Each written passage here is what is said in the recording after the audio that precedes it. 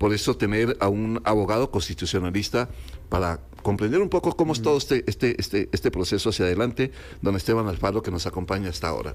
Qué gusto tenerlo, licenciado. ¿Cómo me le va? Muy buenos días a todos, gracias por la invitación. Que estamos hablando, en efecto, de un hecho histórico, ¿verdad?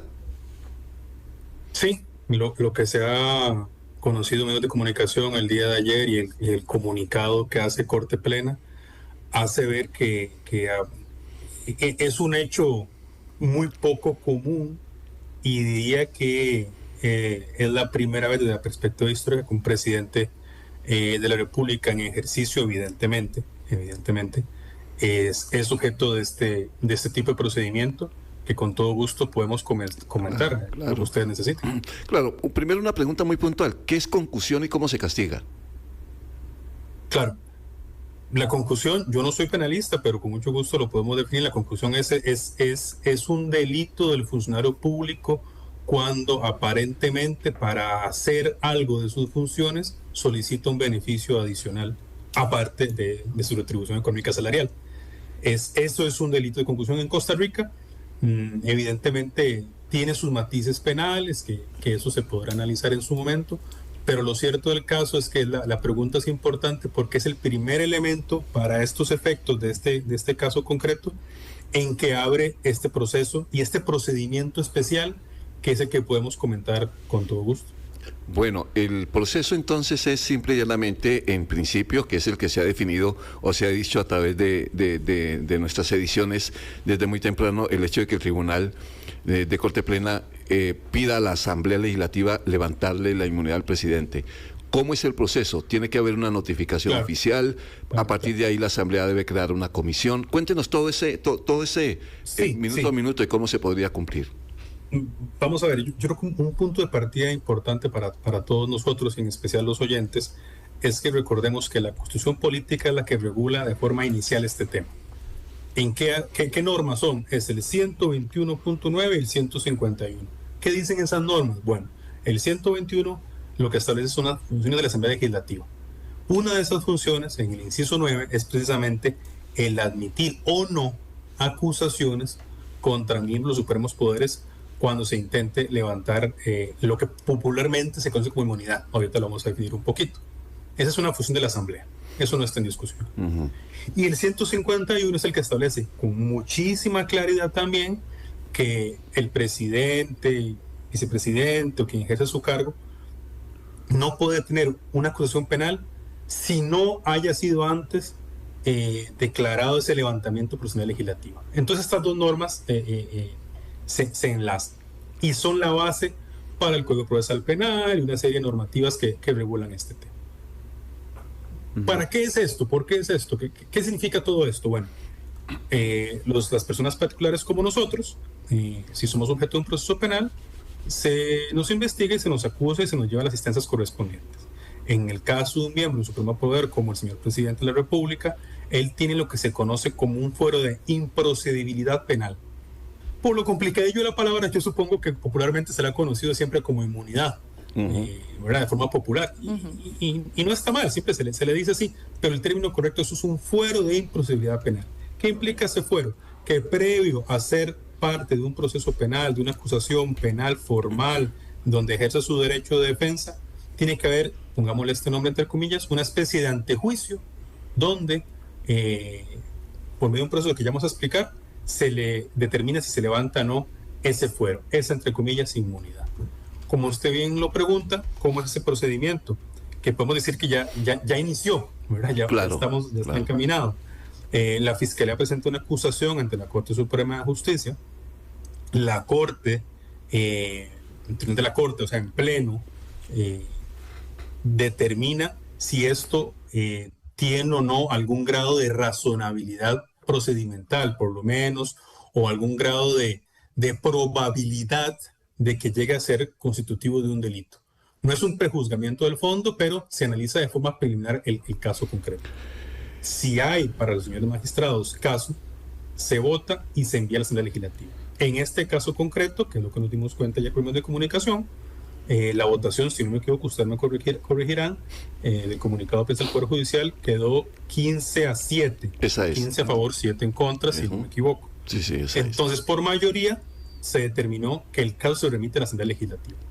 Eso es el estatus al día de hoy de ese proceso que se conoce en medios de comunicación. Claro, ahora viene la creación de una comisión. Exactamente, lo dice usted muy claramente, hay una comisión que se establece por medio tengo entendido, 3 diputados. Esos 3 diputados dictaminarán para efectos de qué plenario vote si esto va o no a avanzar. ¿Qué quiere decir avanzar? Tiene que conocerse en plenario el informe de esa comisión, donde se dice, sí, se ordena el levantamiento de este fuero.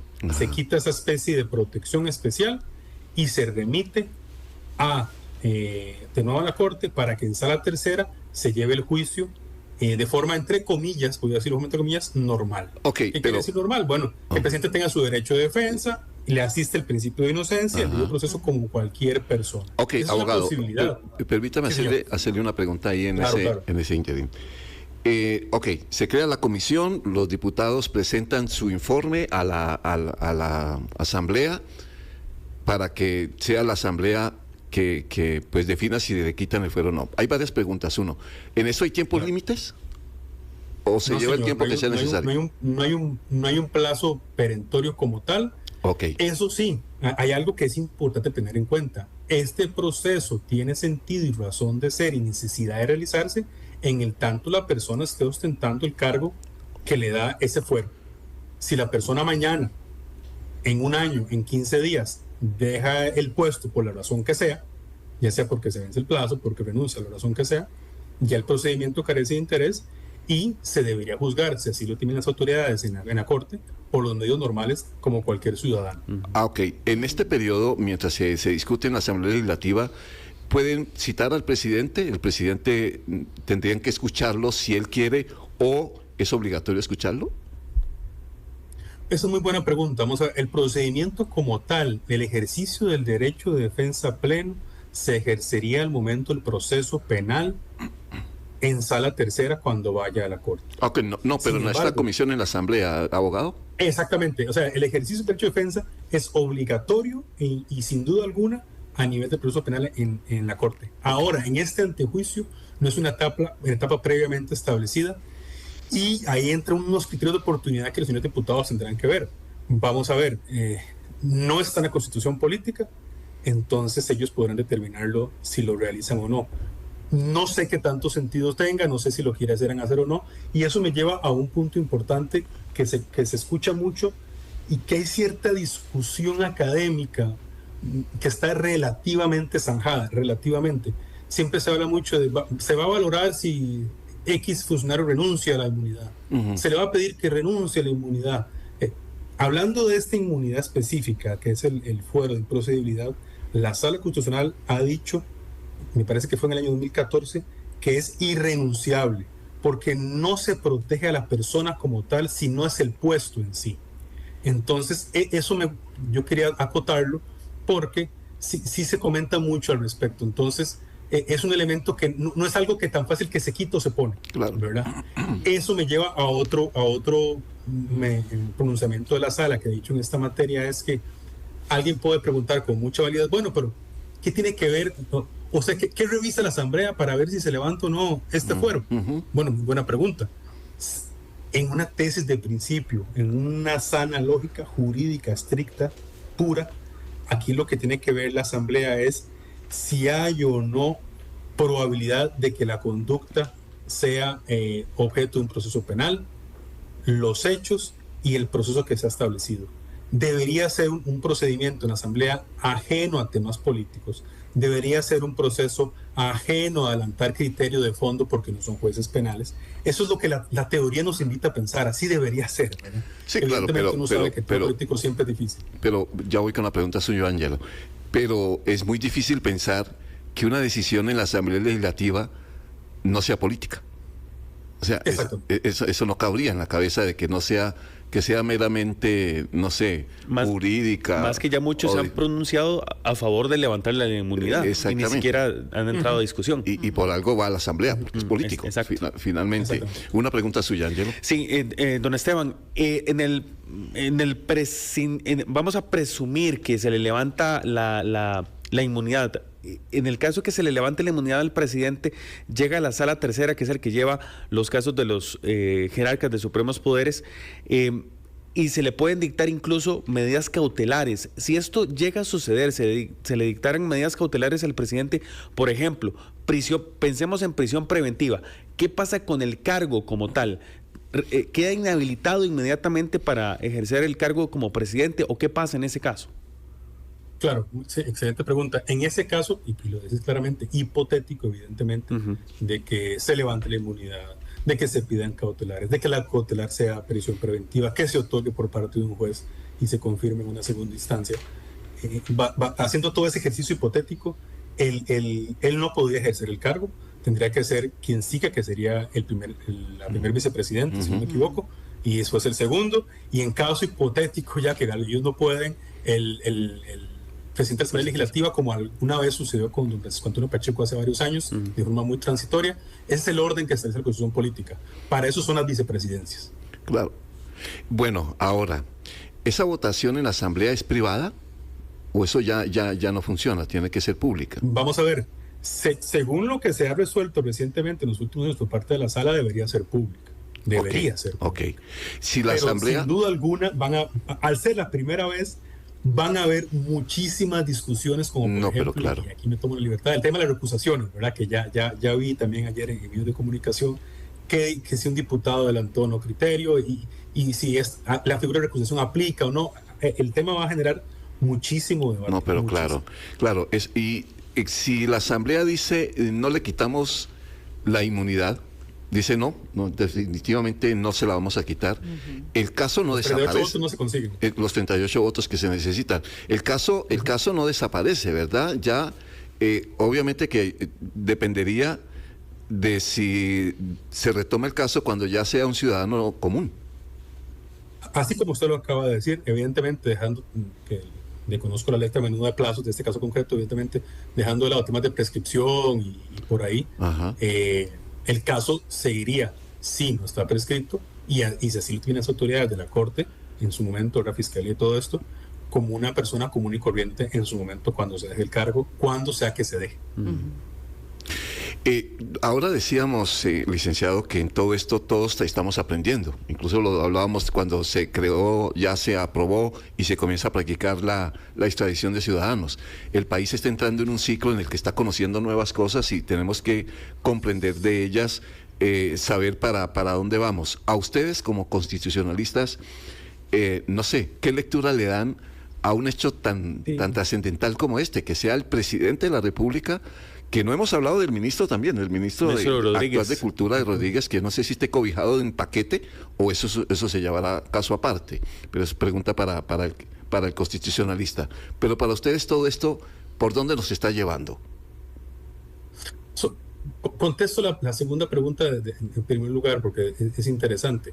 Se conocieron los dos casos en la misma votación de Corte Plena, pero lo que el debido proceso, lo que la individualización de las penas y el derecho de defensa invita es que deberían conocerse, si bien acumulados, como temas aparte. Claro. Evidentemente, insisto, acumulados porque hay una conexidad como tal. ¿Qué quiere decir acumulados pero como temas aparte? Que los análisis que se hagan tienen que ser concordantes, pero no necesariamente las penas, los delitos y la responsabilidad va a ser lo mismo. Entonces tiene que individualizarse por qué X, por qué Y. Hay que particularizar el análisis. Sí. El caso del presidente a un lado y el ministro en otro. Aunque exacto, sea lo eso es lo que en una eventual sentencia haría. Una sentencia, cuando hay un mismo proceso, hay varios imputados, individualiza. X persona es culpable o inocente por A, B y C, Y es culpable o inocente por A, B y C. Eso con el primero. Lo segundo, en cuanto a esta nueva perspectiva, yo creo que se puede valorar desde dos ópticas. La primera, que muchas cosas evidentemente no van a estar resueltas, pero que deben ser integradas por medio de principios constitucionales y por antecedentes jurisprudenciales de tribunales de peso como Corte Interamericana, Tribunal Europeo de Derechos Humanos y otras jurisdicciones de mayor renombre nos pueden servir para integrar. Eso es valioso. Claro. Y lo segundo, reconocer que al pesar de que los años han pasado, la Constitución política se mantiene incólume con una serie de procedimientos que en algún momento tienen que ser utilizados o no, aquí se están utilizando, y lo cierto del caso es que tienen su razón de ser, ¿verdad? Entonces, ¿las respuestas van a estar todas en la institución política? No. ¿Van a estar todas en las normas? No. Hay que integrar, siempre balanceando, ponderando, respetando el principio de inocencia del señor presidente, del ministro de Cultura, de quien sea, suyo o mío, el principio de inocencia, el debido proceso, y respetando los procedimientos como tales, porque evidentemente, por más comentarios que se puedan hacer, lo cierto es que el expediente concreto no se conoce, no nos consta a ninguno de nosotros si hay culpabilidad o no, y tendrá que ser las autoridades que lo determinen. Muy bien. Licenciado Esteban Alfaro, ha sido muy amable, de verdad, con nosotros por la explicación, por todo el contexto que nos da de que sin duda alguna es, como se ha dicho ya, un hecho histórico. Algunos diputados están pidiendo mucha mesura, mucho apego al aspecto técnico y jurídico, etcétera, porque pues obviamente que el país queda en una situación por lo menos de expectativa. Esperaremos además, hablando de expectativa, de la conferencia del mediodía. A ver el presidente también qué respuesta pueda dar, si él mismo dice, no, yo voy a ir a la asamblea, ya estaré en el momento que se cree la comisión, o que diga, ya no voy a tener la inmunidad. Además, este mes se esperaba que el presidente definiera si renuncia o no con la aspiración a la Asamblea Legislativa. Es decir, hay tanta cosa sobre la mesa que es muy interesante lo que nos está pasando. Licenciado, gracias. A la orden, buenos días. Que me la vaya muy bien. Abogado constitucionalista Esteban Alfaro, aquí en Desde Buenos